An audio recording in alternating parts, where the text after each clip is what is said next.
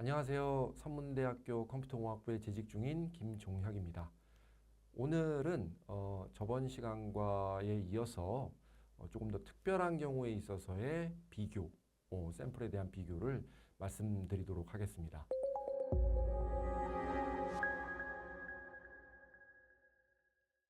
자, 이번 시간에 보실 내용은 저번 시간과는 조금 다른 내용입니다. 어떻게 다르냐? 저번 시간에는 전 학년에 비해서 이번 학년 신입생들이 얼마나 수능을 잘 봤느냐, 얼마나 중간고사를 잘 봤느냐. 그러니까 비교의 대상이 바로 전 학년의 성적, 이미 나와 있는 어떤 성적이었어요.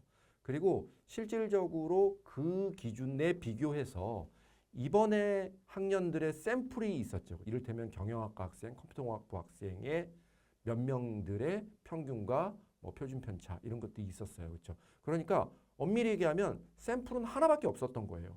비교를 한다라고 했지만 지금 현재 샘플 하나와 과거의 어떤 큰 기준 간의 비교였다라고 한다면 이번 시간에 하게 될 내용은요. 큰 기준이 없습니다. 그냥 이를테면 이런 거예요. 경영학과 학생들, 이번 신입생들의 수능 성적과 컴퓨터공학부 학생들의 샘플들의 수능 성적을 비교하는 거예요. 그러니까 엄밀히 얘기하면 두 개의 샘플을 우리는 추출하게 됩니다. 여기 지금 예를 들어보시면 Suppose we want to test hypothesis about difference between the means of man and woman physical endurance. 즉 다시 말하면 육체적인 어떤 그 endurance에 대한 남녀 간의 차이가 어떻게 생길까라고 한다면 사실은 어떤 큰 기준 하나가 있는 게 아니고 남자 쪽에서 몇 명의 샘플의 평균을 뽑고 여자 쪽에서 몇 명의 샘플의 평균을 뽑는 거예요. 그렇죠?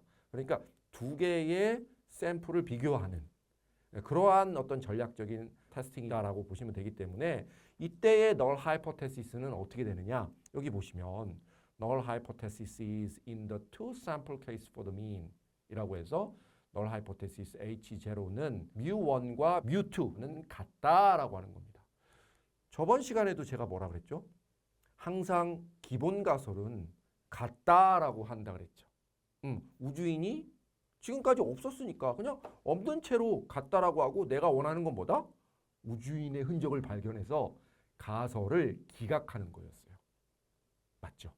그렇기 때문에 여기에서의 가설도 기본 가설도 어떻다?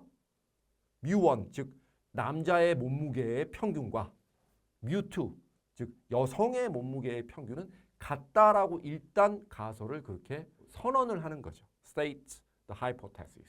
그게 스텝 1에서 하게 되는 일입니다. 자, 여기서 보시면 이것도 똑같아요. 실제 월드에 있는 피규어들, 그 숫자들을 우리는 어디다? Z나 또는 T의 세상으로 끌고 오는 겁니다. 우리가 T 값이나 Z 값을 구할 줄 알죠, 이젠.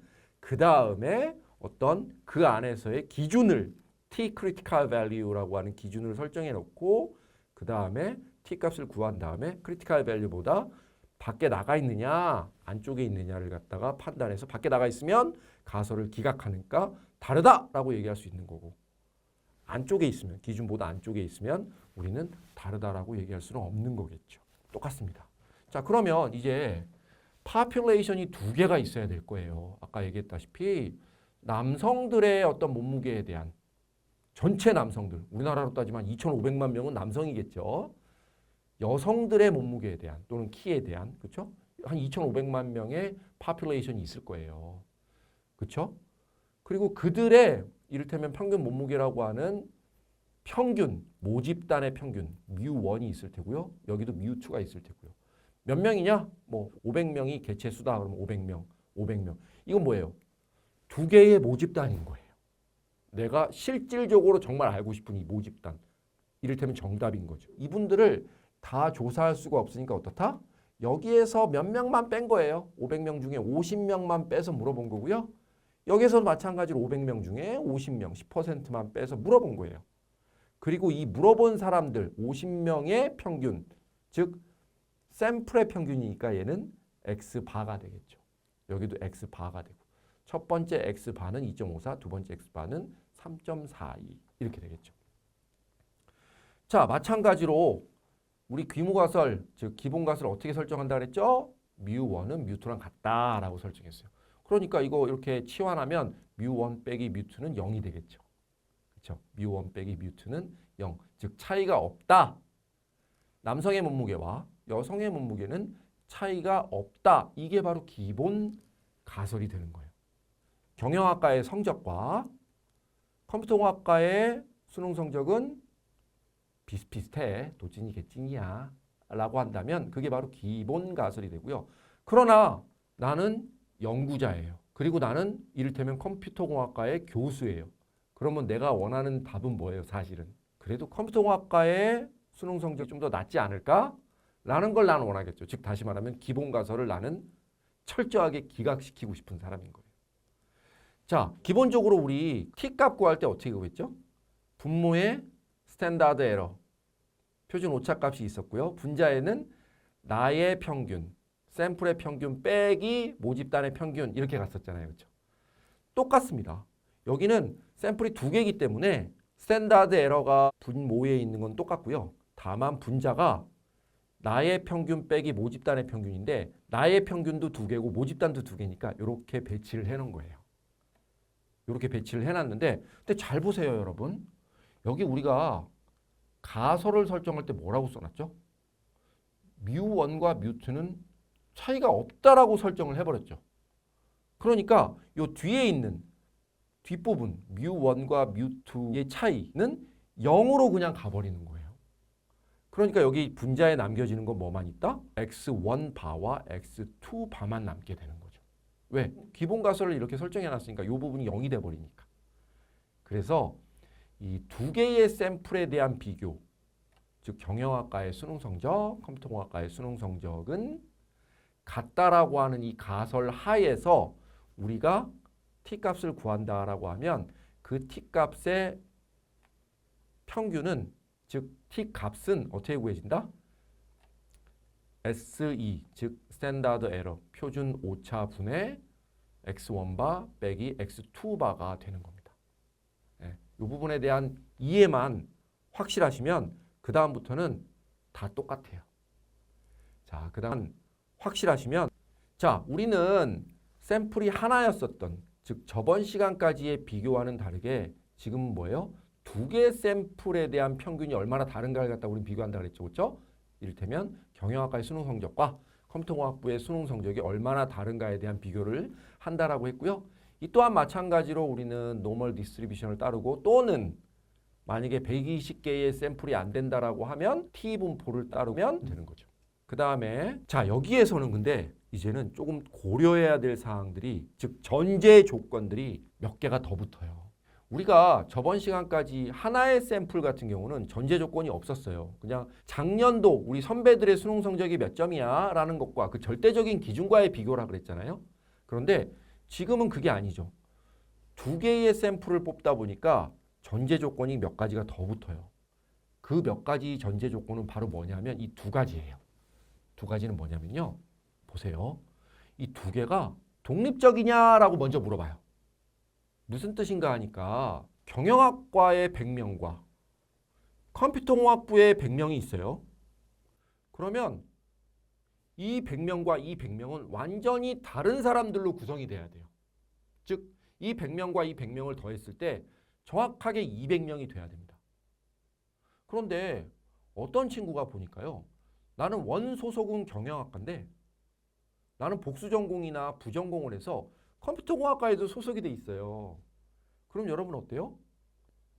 100 더하기 100이 200이 안 되는 상황이 돼버려요. 그러면 이 샘플은요. 인디펜던트한 샘플이 아니에요. 즉 우리가 투 샘플에 대한 추정을 할 때는 두 개의 샘플에 대한 추정을 할 때는요. 비교를 할 때는요. 첫 번째 전제 조건이 독립적이냐 아니냐를 먼저 구분하셔야 돼요. 근데 그건 눈으로 보면 알 수 있거든요. 이쪽 데이터가 100개가 있고 이쪽 데이터가 100개가 있을 때 겹치지 않으면 그거는 독립적인 거예요. 근데 여기에 껴있는 사람이 여기에 껴있고 하면 그것은 독립적이지 않은 거예요. 그럼 독립적이지 않을 때는 어떡하냐? 다른 방법으로 추정을 해야 돼요. 두 개의 디렉토리가 나오겠죠? 그러니까. 근데 독립적이지 않을 때, 즉 if not independent, 독립적이지가 않을 때 우리는 어떤 방법을 쓰나 하면 paired t-test라고 하는 방법을 써요. 그러면은 독립적일 때는 어떤 방법이냐? 그냥 일반적인 우리 방법을 써요. 제너럴한 방법을 써요. 그러니까 여기서 지금 한 개의 방법, 두 개의 방법이 나오네요. 그리고 두 번째 전제 조건은 뭐냐? 바로 이거예요. 호모지니어스하냐라고 물어보는 거거든요. 호모지니어스하냐라는 거는 우리나라 말로 하면 이 두 개의 샘플이 동질적이냐라고 물어보는 거랑 똑같아요. 동질적이냐 아니냐는 어떻게 구분하냐면요. 여기에 지금 그 각 분산이 얼마나 비슷하느냐를 갖다가 우리가 구분하는 거거든요. 근데 분산이 비슷하다라는 거는 쉽게 얘기하면 이렇게 우리가 이해할 수 있을 거예요. 예를 들어서 경영학과 500명이 있고 모집단이 컴퓨터공학과 500명이 있어요. 그런데 내가 경영학과에서는 샘플을 몇 개 뽑았냐면 500명 중에 50명을 뽑았다. 그런데 컴퓨터공학과에서는 샘플을 10명 뽑았어. 그러면 이 두 개의 샘플에 대한 비교, 50명과 10명에 대한 비교는 조금 안 맞지 않아요? 그래서 숫자가 어느 정도 비슷비슷해야 되잖아. 즉 이게 뭐야? 시그마 제곱이라는 건 분포잖아요. 분포, 분산이잖아요. 그렇죠? 분산이 비슷할 때에는 우리는 동질적이라고 얘기를 해요. 즉 다시 말하면 여기에서 샘플을 500개 뽑았는데 뭐 한 영국의 어떤 사람들에서 영국 전체 그 인구 중에 한 500명을 뽑았어. 그 다음에 한국의 어떤 사람들, 한국과 영국을 비교한다라고 했을 때 한국에서 한 500명을 뽑았어. 그러면 이건 되게 동질적인 거예요. 그런데 영국에서는 2만 명을 뽑았는데 한국에서는 100명 뽑았어. 2만 명과 100명을 이 두 개의 샘플을 비교하면 이건 동질적이라고 얘기할 수 있나요? 사실 그렇지 않죠. 그래서 우리는 이 동질성 가정을 갖다가 먼저 해봅니다. 동질성 가정을 통과하면 우리는 호모지니어스한 방법으로 하면 돼요. 그런데 동질성 가정을 통과하지 못하면 즉 2만 명과 50명을 비교해야 되는 상황이면 또 다른 방법으로 테스트를 해야 돼요. 비교를 해야 된다는 얘기예요. 그러니까 보세요 한번. 여기 이 두 개의 구분자, 즉 독립성과 동질성에 대한 구분자를 보시면 자, 독립적이야 그리고 동질적이야 이게 전제가 되면 우리는 아까 얘기한 것처럼 일반적인 두 개의 샘플에 비교를 할 수 있다. 근데 독립성 가정이 깨지게 되면 어떤 걸로 한다? paired t-test를 한다. 그 다음에 동질성의 가정이 깨지게 되면 우리는 또 다른 방법, 비동질적 방법으로 테스트를 한다. 근데 아까 제가 그랬죠. 독립적이냐 아니냐는 우리가 눈으로 보면 알 수 있다 그랬잖아요. 데이터 여기 100개와 여기 100개. 여기 겹치네? 이거 보면 알 수 있죠. 근데 동질적인 거는 우리가 눈으로 본다고 알 수 있는 게 아니에요. 보세요, 여러분. 여기 70명이야. 여기 65명이야. 이거 동질적이에요, 아니에요? 애매하죠. 여기 70명이야. 여기 55명이야. 또는 여기 25명이야. 이거 동질적이에요, 아니에요? 이게 어떤 기준이 없어요. 예를 들면 50명이면 여기는 꼭 45명이 넘어야 동질적이야. 이런 기준이 딱 서 있지가 않다 이거죠. 그렇기 때문에 동질성에 대한 여부는요. 동질적이냐 아니냐에 대한 여부는요. 눈으로 봐서는 알 수가 없다. 그래서 우리는 F테스트라는 게 먼저 들어가줘야 된다.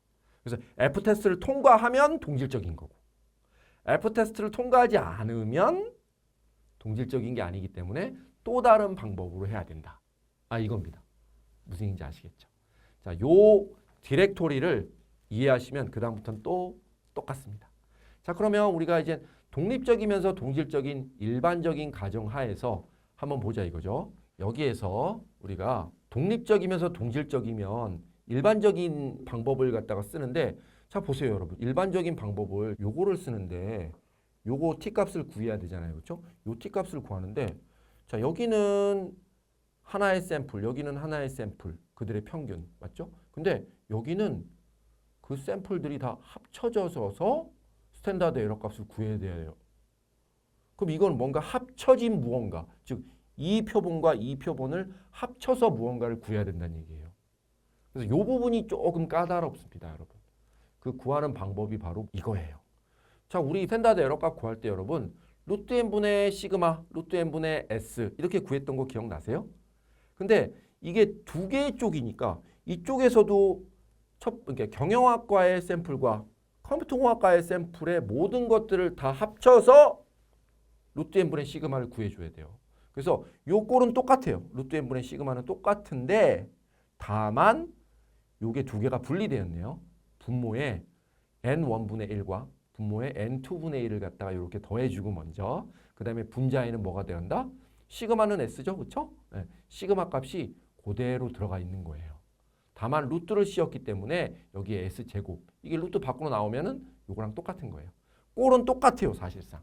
다만 두 개의 샘플이기 때문에 루트 n분의 시그마 즉 t 값을 구하는 데 있어서 요 값을 구하는 데 있어서 즉 스탠다드 t 값을 구하는 데 있어서 먼저 구해야 될 게 뭐예요? 스탠다드 에러 값, 표준 오차 값이죠. 그렇죠? 표준 오차 값을 구하는 이 공식 하나의 샘플이 있었을 때 루트 n분의 시그마는 두 개의 샘플로 가면서 이렇게 변형이 됩니다. n1분의 1, n2분의 1을 먼저 구하고 분자에다가 시그마 제곱을 갖다가 분산값이죠. 분산값을 넣고 루트를 씌운 값. 이렇게 보시면 돼요. 자, 그러면 s제곱, 즉 이걸 구해야 되니까 이 s제곱을 구하는 방법은 어떻게 구한다? 자, 보세요. 풀드 s제곱. 이 한 군데에는 그룹 1은 점수가 7점, 8점, 10점, 4점, 6점 이 5명의 사람이 이렇게 있고요. 그러니까 이들의 평균은 7점이 되겠네요. 그룹 2는 하나, 둘, 셋, 넷, 다 6명이 있고요. 이들의 평균은 14점이 돼 있어요. 따로따로 보면 이 샘플 두 개가 이렇게 보이죠. 그렇죠? 그런데 이때의 SE 값을 구하기 위해서 요 값을 구하기 위해서 요 안에 들어있는 S제곱 값을 어떻게 구한다? 이 S제곱을 우리는 풀드 S제곱, 그러니까 합쳐진 S제곱이라고 하는데요. 이걸 어떻게 구한다? 이렇게 구하면 돼요. 분자에 N1 플러스 N2. 자, 두 개의 집단이 들어갔으니까 자유도에서 뭘 뺀다? 2를 빼는 거예요. N-1이 디그리 오브 프리덤, 자유도라 그랬죠. 그렇죠? 근데 여기에서는 분자에 있는 루트 N, 이 루트 N을 갖다 구할 때 어떻게 구한다? N1 플러스 N2 마이너스 2가 되는 겁니다. 왜? 두 개의 샘플이니까.